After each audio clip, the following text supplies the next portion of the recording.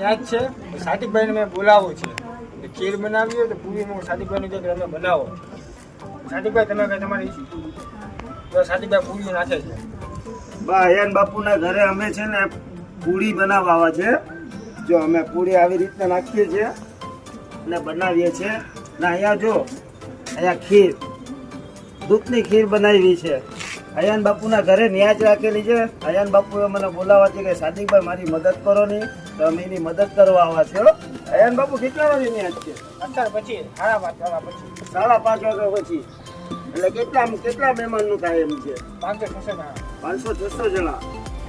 ભાઈ તમારા મને બી મદદ માટે બોલાવે છે. ઇબ્રાહીમભાઈની મદદમાં બોલાવ્યા તવી તો હાથમાં લઈ ગઈ. હવે તો અને ભાઈ જો હું પૂરી નાખું તો જો તેલમાં તળાય છે. જો હરેન બાપુ મારા કામમાં કઈ ઘટે ભાઈ? કઈ ના ઘટે કઈ વધે પણ ના ને.